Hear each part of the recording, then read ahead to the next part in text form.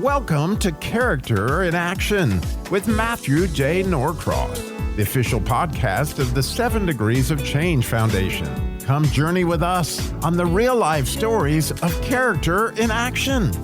And now here's your host, Matthew J. Norcross.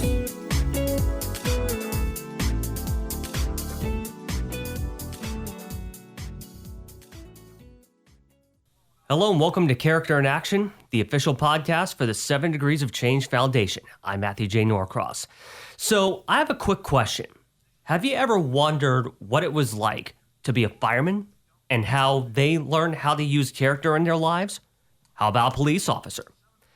But that's what Character Club is doing. And I had the pleasure of speaking with Todd Lassiter, who runs the Character Club, as well as Shepherd's Way. And he joins us now in the studio. Todd, thank you for being on the show. So we had you on today because you're a living example of character in action. So before we get started, can you please tell our listeners more about yourself? Well, I grew up in Asheboro, North Carolina. I was born and raised in Asheboro, been there most of my life. And so I'm still there most of the time, but I also live part-time in Ocean Isle Beach. And after I finished college, I decided that I'm really an entrepreneur at heart, but I also had a passion for the care and education of young children. So I was trying to think, what can I do with my career, my life, that I can do both of these things? And that's when I decided, well, it makes sense to open a Christian-based child care center. And so this past year, we celebrated our 20th anniversary, and we've had 5 stars the whole time with a Christian-based curriculum. How do you define character? Well, for me, it's a person's behaviors, intentions, and thoughts as it relates to that, to the individual's integrity, I would say. Mm-hmm. That's how I would define it. It's a very good definition, that's for sure. So please tell us a story of witnessing either in person or in history. Someone that was a true phoenix, someone that was a role model by, leading by example and making the world a better place. So I believe that to instill positive character traits, I think it begins when a child is young. So the story I'll use is my son Dakota. And the first character trait that I instilled in him when he was very young, 2 to 3, I would say, is empathy. I think that's a great place to start. And so when he started his kindergarten year, it was about the second week of his kindergarten year, I picked him up at school. He said, "Dad, you won't believe what happened today." I said, "What?" He said, I was in the hall, and there was 3 boys that was picking on a disabled child in the hall. Oh. And he said, I got so upset. And I said, "Son, what did you do?" He said, "I decided I was going to do something about it. I told my teacher, and she made those boys stop." And that was like the first time I remember being really, really proud of my son and knowing that instilling empathy in him at that age really does work. Yeah, it's a great story indeed. So please share a moment that stands out in your mind, something big or even the slightest gesture that was a transformative Phoenix moment, one where you had a very significant impact on an individual's life or on a group of people. Well, and we talk about the seven character traits, and the story I'm going to give you really picks up on 4 of them. It's respect, responsibility, empathy, and caring. And I said, it begins early in life, and my mother and father instilled those in me and my siblings when we were young. And my mother, when she was 41, had a basal artery aneurysm, which led to strokes, and she was in a coma for several weeks. And the doctors told us that she wouldn't survive. She had a 0% chance of survival, but through prayer, we kept going each day, and we prayed for her, and she did not die. But the doctor said, okay, well, she'll be a vegetable for as long as she does live. Well, we didn't believe that either. And through prayer, we went to see her every day. And we spent time with her every day. And after about 1.5 years, we taught her to walk again. We taught her to talk again. And for the next 20 years, she had a really good quality life. We got her out of the institution and back into her home. And we had to stay with her, and we took care of her, every night. The four of us did, but we took care of her for 20 years. And in this case, we did show her that we learned respect, responsibility, empathy, and care. Very nice. So that, it's funny. That actually leads me to the very first question I'm going to ask you. And respect is a very important trait, and sadly, it doesn't really seem to be a real priority for people these days, especially in the age of, social media, tech. How do you think we can rekindle the trait of respect today? I think to rekindle it is to teach by example. I think if we show respect and give respect, then and children see us showing and giving respect, then they can learn from that. Right. Yeah. Mm-hmm. I can definitely agree with you on that. And now let's talk about responsibility. Now, running an after-school program, that is a big, big responsibility. And how do you manage that responsibility as well as balancing professional and family life? Well, we definitely can't do it alone. Right. And so what we do is we partner with like-minded individuals who do share a passion for the care and education of young children. And we've been very good about finding those people. And that's why we've been so successful at Character Club. Yeah, I can definitely see where you're going with that. Mm-hmm. So let's move on to fairness. And my question to you is, how would you define fairness, and how would you want people to demonstrate this trait, both in their personal lives and their professional lives? Well, I think this is a perfect place to talk about the golden rule, because that's the rule that I live by. Treat others the way you want to be treated, right? That is a rule. I mean, not just my professional life, but in my personal life, mm-hmm. I live the golden rule as best I can. Yeah, and I think we should all learn to use the golden rule as well, in my opinion, at least.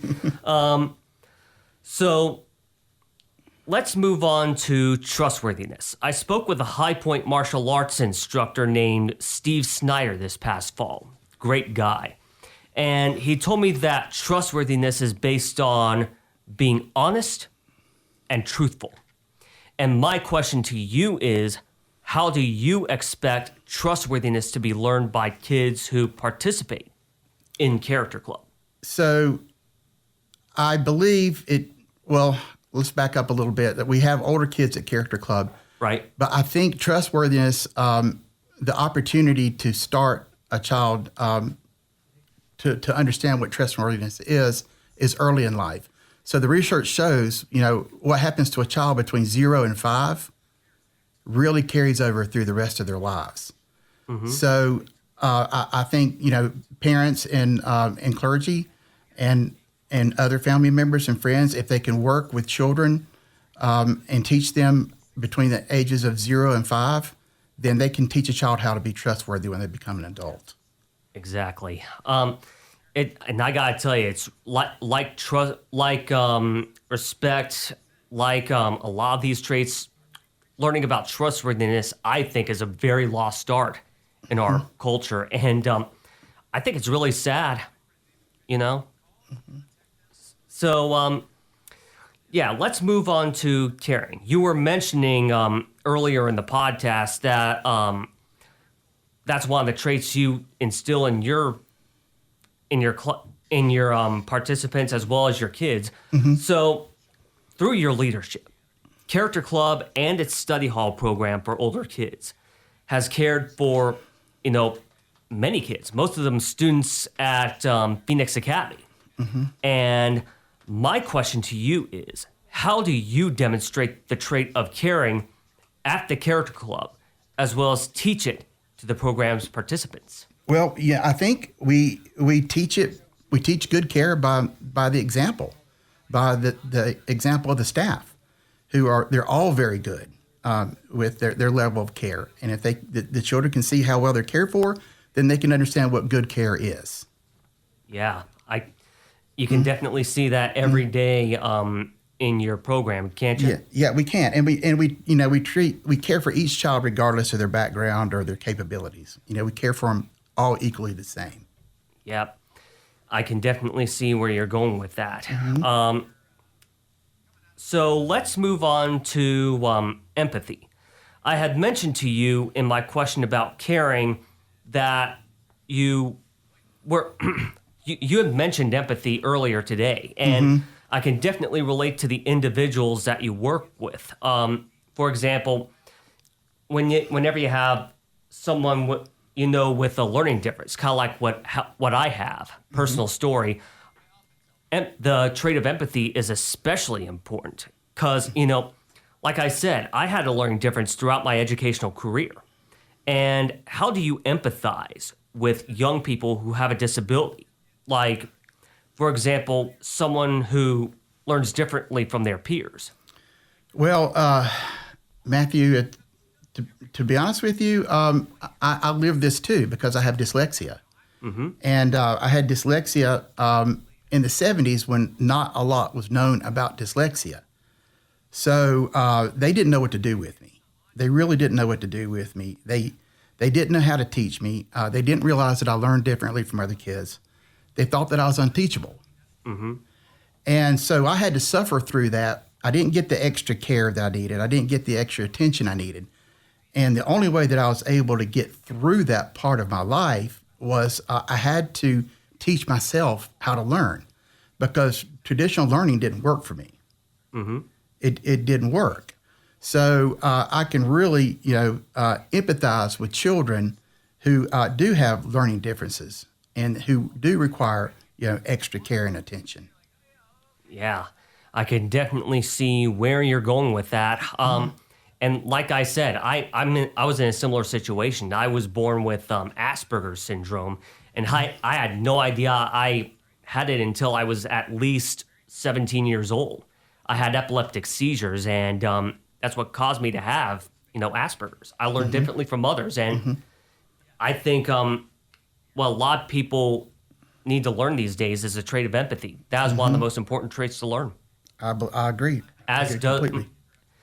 And I also think people need to learn the trait of respect as well, because like I said, respect is a lost art, right? I agree.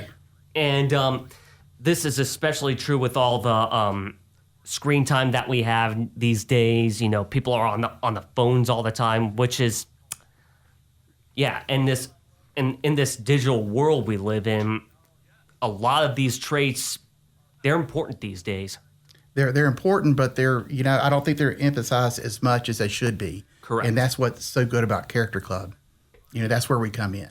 Yeah, I agree with you wholeheartedly. Character Club it's an incredible program, that's for sure. And you are doing an incredible job. Thank you so much. So can you tell us a little more about what Character Club is all about? Well, and you touched on it, Matt. You said, there's a lot of these traits that, that aren't out there anymore, that they're missing. They're missing in family life, they're missing in the school life. And what we're trying to do is bring this back because these are all positive traits that children need now and they're going to need as adults. I can definitely agree with that I 100% agree with you on that. So where's Character Club based? How's it work? Currently, we're based over at the Phoenix Academy, and this was our first location. And we grew exponentially after the first year. The parents love the program. They love that we can bring character to their children in this way. We can do it in an after-school program. And they see it. We get a lot of positive feedback from our parents. They learn it in the after-school program, and they bring it home, and the parents are really pleased about the impact it's making in their lives and in their family life. I can definitely see a lot of the praise that you're getting, and you're doing a lot of good stuff at the Character Club. All right.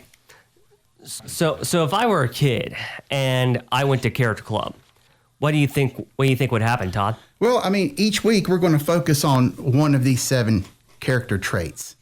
And we'll have different programs that we can focus on, and it makes it fun for these children to learn these specific character traits. And it's not like sitting in a class and doing something that they have to do and it's memorization. This is something that we want to instill in them, because a lot of times memorization is you learn it for a test and you forget it. This is something we want them to learn to carry with them throughout their whole lives. Exactly. So, Todd, I noticed that you have a summer camp coming up at the Character Club. Tell me about that. We do. This last year we had that was our first summer camp. It was a smaller program. We didn't quite have it developed yet, but this year we've got it developed to really focus on these 7 character traits. Each week we'll take one. For instance, it'll be trustworthiness. We'll be working with the children. They'll be, let's say, they'll be working on a play that they can do at the end of the summer. And each week we'll be focusing on another trait. The following week may be empathy, and we'll be keying in on empathy, and so on and so forth. We'll get through. It's going to be about a 10 or 11 week summer, and so we have 7 character traits, and then we can hit each one during the first 7 weeks, and at the end we'll have a play that will focus on all of the character traits as we pull them together. That sounds like a great program. I'm sure it's going to be a lot of fun for the kids. That's for sure. Mm-hmm. We believe they're going to enjoy it. And the thing is, Character Club, I mean, it's like we've grown so much that we feel like we're ready to take Character Club to other schools. We're ready to take it to other schools that are interested in bringing character-based programs to their after-school programs. Yeah, and I got to tell you, character is something that is missing in today's world, that's for sure. And we're going to bring it back. Yep, and you're doing a good job in doing so. We're starting in High Point. Yep. All right, Todd, so let's say that the lesson for this week in the summer camp is about responsibility. What would you do in that? What would you do? Well, for instance, we intend to do this summer, by the way. We're going to bring in the fire department and or the police department, and we can have the firemen explain what happens when the bell rings. We've got to suit up. We've got to slide down the pole. We've got to get to the fire engine as soon as possible. We've got to go, and we've got to go to where the emergency is, and we've got to do our job. And we're going to stay there until the job's done, and then we're going to come back at the end of the day, and then we'll be ready to do it. We might have to do it again that night, he'll say. And so after he talks about what he does at the fire department and what he does as what his profession is, we could have the children all write a story. What they think about responsibility, how this fireman is being responsible, what he's doing in his job that shows responsibility. And it'll be similar like that. Each week will be similar to like that. But that would be an example for responsibility. Wow, I cannot wait to see that. Mm-hmm. So what's the schedule? I'm sorry? So the question is, how does this work during the school year? What do you do during the school year, Well, so what we do is our staff, more than half of our staff is recruited from the staff who already work at the Phoenix Academy. Right. So at the end of the day, a lot of these teachers can remain in their classrooms, and that's where we will have our character club. And so the children are already familiar with their teachers, and so there's a level of comfort there between the student and the teacher, and the teacher is already familiar with the character club curriculum, and they like our curriculum, and they're happy to teach character traits to the children because the children are learning something that's good for them. But it also helps the teaching staff during the regular school year that these children will have these character traits. That sounds good. So does that benefit the teacher financially? It does. The teachers who choose to work with us in the after school and also in the summer camp, they have extra income potential with Character Club. And so that's something that they like because if they need a part-time job or they just want a part-time job, they don't have to commute. They're already at work. So they they take a small break and they either remain in their classroom or they go to another area in the school where we're having character club, and they're right there. So they're not wasting a lot of time on the road. They can earn extra money, and they're helping the kids, and they're helping themselves. And how does this benefit And how's this benefit? How's this benefit parents? Well, it benefits parents because a lot of parents, or most parents, I would say, they can't get off of work at 2:30 and pick up their children. Right. Most people work to at least 5 o'clock. So they need their children to be in a safe place where they know that they have a good staff that they can trust. And when they get off work, sometimes they don't get off to work till almost 6.